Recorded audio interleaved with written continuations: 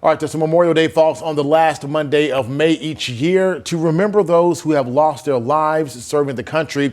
And it is also observed as a day by placing flags on graves and visiting cemeteries and also parades each year.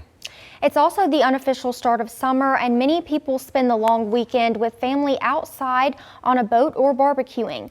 With all the social gatherings that come with the holiday, it's important to stay mindful, especially out on the water. What are your Memorial Day weekend plans? Whether you're relaxing from the boat or wakeboarding, it's important to keep water safety at the forefront of your mind.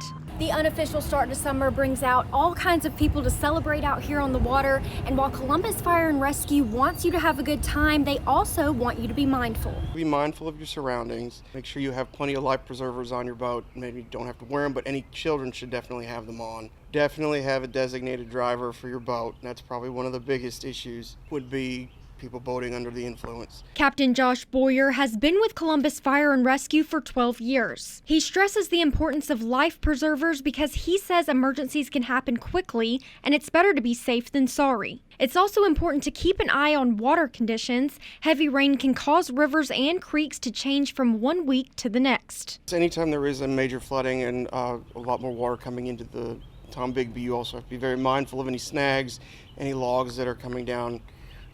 Sometimes you can't really see them until you're on top of them, so just be mindful, especially going there through the main channel, that you're not going to hit any of those going too fast, because that can cause you to wreck. Boyer says his team is always prepared for a water rescue, especially on days where they know lots of people will be out on the water. We have plenty of equipment and are ready to respond to any accidents at a moment's notice. Sometimes the department will see boat wrecks or people who are lost out on the water. Columbus Fire and Rescue trains for all types of situations through swiftwater training and dive training. As far as training for this, we usually will go down to the Luxapalila and practice with throw bags with a live person in the water floating down, and we practice throwing ropes to them so that we can get them to the shore.